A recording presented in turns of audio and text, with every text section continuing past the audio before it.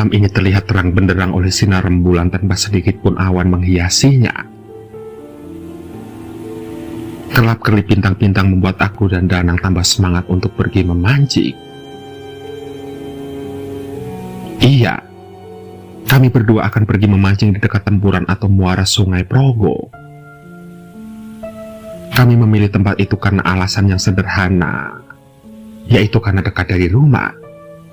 Hanya berjarak sekitar 200-an meter.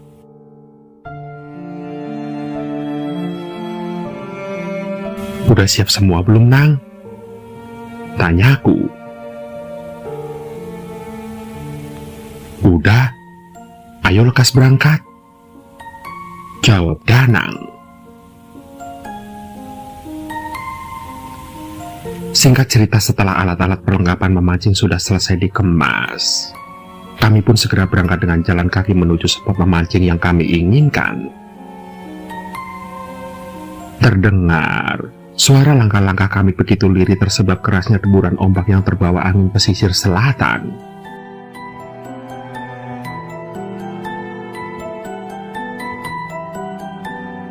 Sepanjang perjalanan kami melewati rumah-rumah warga yang terlihat begitu sepi. Padahal jam baru menunjukkan pukul 10 malam. Namun kami tidak menghiraukannya dan terus berjalan mengikuti angan kami. Dan perjalanan menuju spot memancing ini membutuhkan waktu sekitar 10 menit.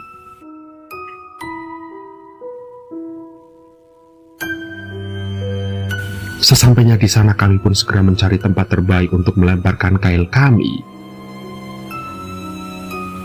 Senang.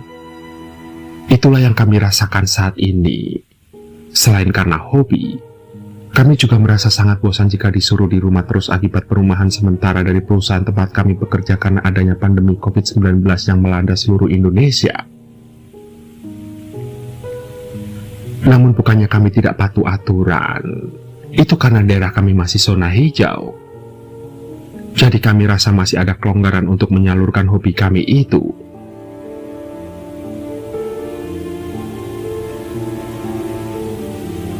Cu, tumben dingin banget ya hawanya, celetuk Danang sembari merapatkan jaketnya. Iya, malam apa sih ini? Tanyaku. Entahlah, aku sendiri juga lupa, jawab Danang.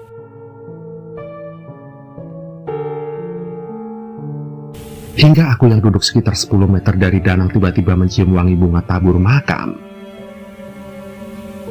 Tengkukku mulai meremang. Aku merasa ada sesuatu yang tidak terlihat sedang mendekati. Namun, aku tidak peduli. Karena jika hanya hal seperti itu sudah biasa aku temui, meski aku tidak sampai melihatnya.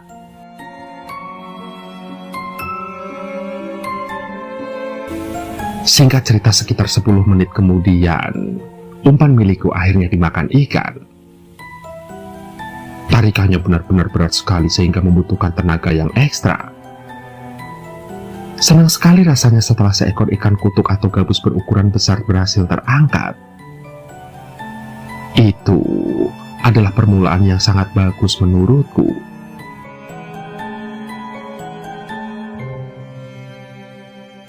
Dapat gede, Nang, ujarku sambil kupalingkan wajah ke arah Danang. Namun tidak kutemukan batang hidungnya. Loh, kemana anak itu? Oh, nggak ada. Komamku sendirian. Lantas kuedarkan pandangan mencari sosok temanku, namun tidak ada. Nampak hanya tasnya saja yang masih di tempat semula.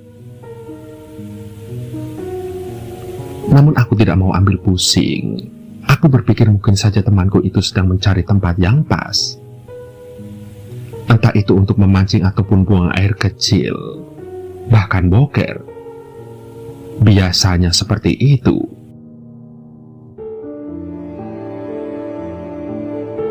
Namun lama-kelamaan aku sedikit merasa janggal karena tidak biasanya aku mendapatkan ikan yang sangat banyak dalam waktu yang hanya sekitar 1 jam saja. Bahkan Bahkan, ukuran ikan dan jenisnya juga sama. Ditambah lagi danang yang tidak kunjung muncul, membuat perasaanku mulai was-was dan khawatir.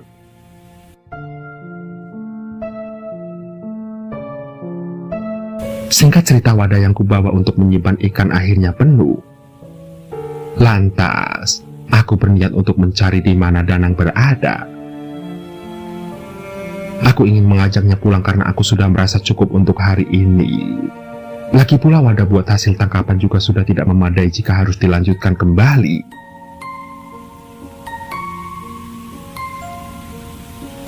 Nang, di mana sih kamu mancingnya? Teriakku kesal. Kususuri tepi sungai ini dengan bermodalkan lampu senter untuk menerangi jalan. Namun tidak ada. Hanya semilir angin yang membawa wangi bunga tabur makam yang kutemui. Sontak aku pun menjadi jengkel. Tidak biasanya danang mengerjaiku seperti ini. Dan karena saking jengkelnya lantas aku berteriak-teriak memanggil nama temanku itu.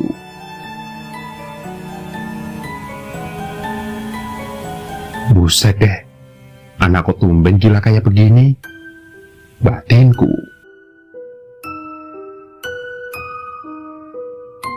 Aku di sini, cu. Cepat kesini aku kasih tahu. Bagus. Teriak danang yang berdiri tidak jauh dari joranku tertancap. Loh, aneh. Perasaan mancingnya di sebelah utara. Gumamku dalam hati. Namun aku tidak mau ambil pusing. Segera ku hampiri danang di tempatnya berdiri. Rasanya tidak sabar ingin mengomelinya bahkan memakinya. Namun dia justru malah berlari sebelum aku berada tepat di depannya dengan terus mengajakku untuk mengikutinya. Dan itu membuatku semakin jengkel. Apaan sih, Nang? Ujarku. Namun danang hanya diam sembari telunjuknya mengarah ke sebuah rerumputan yang sedikit lebat. Aku tidak tahu maksudnya, tapi instingku merasakan sesuatu hal yang tidak beres sedang terjadi. Sempat beberapa kali kutanya namun danang hanya diam. Telunjuknya masih menunjuk tempat yang sama. Lantas, akhirnya aku periksa tempat yang ditunjuk oleh danang dengan hati-hati. Sontak jantung ini seraya berhenti berdetak setelah rerumputan yang menutupi mayat yang sudah membusuk kusibakan. Bau busuk yang semula tidak ada tiba-tiba mengeluar membuatku ingin muntah. Ini adalah kedua kalinya aku menemukan mayat di sungai ini saat memancing. Namun, yang ini keadaannya lebih mengerikan. Dan ini sepertinya korban pembunuhan jika melihat dari bekas lukanya.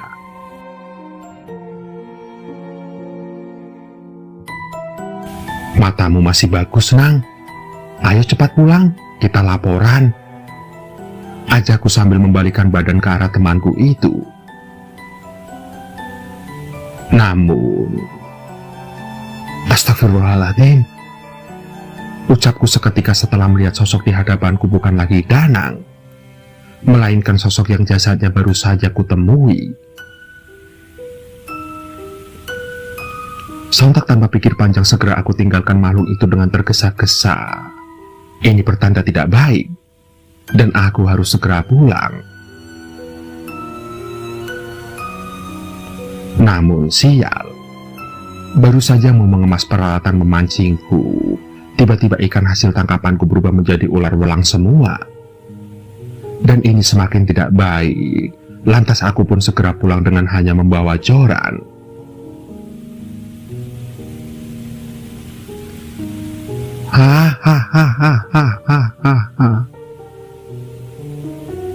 Terdengar suara tawa serak seorang perempuan di belakangku.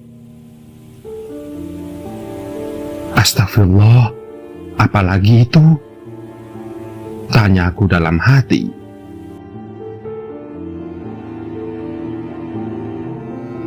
Ternyata sesosok siluman Nyi Blorong terlihat berdiri di tempatku memancing tadi. Sosok wanita setengah ular itu terlihat sangat mengerikan meski wajahnya sangat cantik. Lantas aku mempercepat langkah agar segera sampai di rumah. Aku sudah tidak peduli dengan keberadaan Danang yang entah di mana. Mungkin temanku itu sudah dikerjai siluman itu dan pulang lebih dahulu.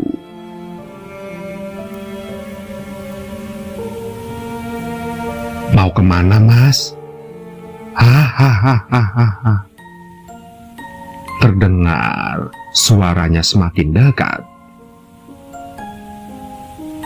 Iya, Nyi Blorong itu ternyata mengejarku. Wujudnya kini berubah menjadi ular secara utuh. Dan ukurannya yang besar membuatnya dengan cepat mengejarku. Lantas aku pun terus berlari dengan doa-doa yang masih bisa kuingat dan kubaca.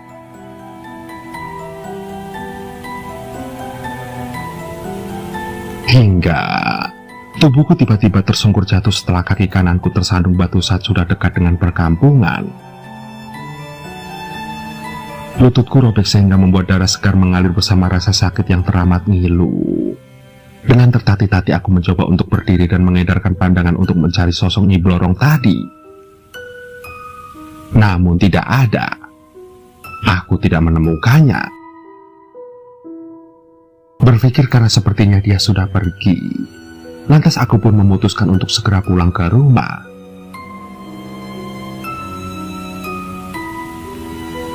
Mau kemana sih, Mas? Temani aku sebentar saja, kenapa sih? Ujar Nyi Blorong itu yang tiba-tiba sudah berada di depanku saat aku membalikan badan dengan wujud wanita cantik berpakaian adat Jawa lengkap. Sontak, kedua kakiku refleks bergerak ke belakang. Namun hal itu malah membuatku jatuh ke tanah. Jangan ganggu aku, ujarku ketakutan. Aku tidak bakal mengganggu kamu kok. Ayolah Mas, temani aku, ajak siluman itu dengan senyuman genitnya. Enggak, jawabku semakin ketakutan dan deg-degan. Alah, yang bener Mas, cantik-cantik kayak begini masa tidak mau sih? Ajaknya seraya membuka bajunya di hadapanku. Terlihat sungguh menakjubkan, namun tetap saja dia setan.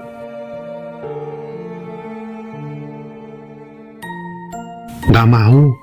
Amit-amit jabang bayi aku ngawinin setan, jawabku dengan sadar. Oh begitu, jadi kamu lebih suka aku berwujud seperti ini ya?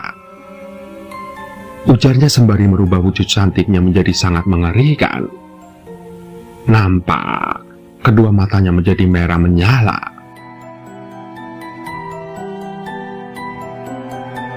Sontak, tanpa aba-aba aku segera berlari menuju ke rumah. Perih di lutut yang masih berdarah ini tidak aku hiraukan. Yang penting bagiku sampai rumah terlebih dahulu. Bahkan suara-suara dari Nyi Blorong di belakang juga tidak aku hiraukan. Lantas, jarak yang seharusnya tidak terlalu jauh menjadi terasa sangat lama ku lalui dengan ketakutan ini.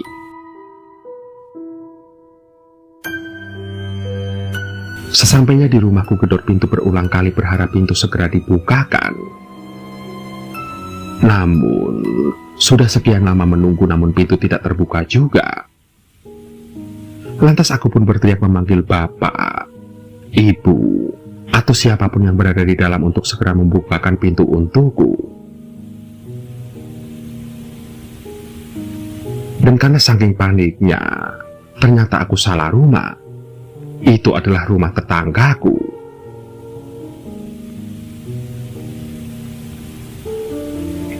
Gila apa kamu itu, Jo?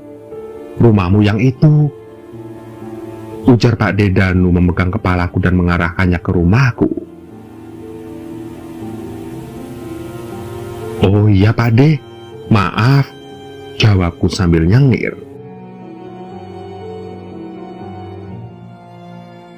Setelah meminta maaf, aku segera menuju ke rumahku yang sebenarnya.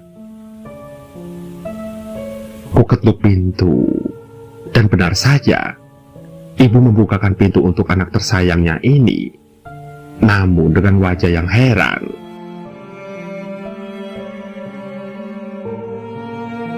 "Dari mana?" tanya ibu. "Mancing sama Danang," jawabku sambil nyelonong dan duduk di kursi ruang tamu. "Danang siapa? Orang katanya Danang lagi di rumah kakeknya kok. Gimana sih?" ujar ibuku. Aku tidak menjawab. Aku baru ingat jika sahabatku itu sudah 2 minggu tinggal di rumah kakeknya. Sontak aku pun semakin bingung. Apalagi setelah kulihat jam di dinding yang sudah menunjukkan pukul 3 pagi.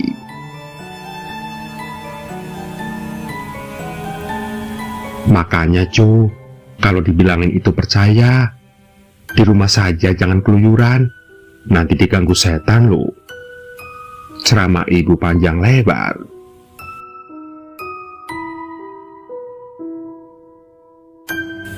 Begitulah.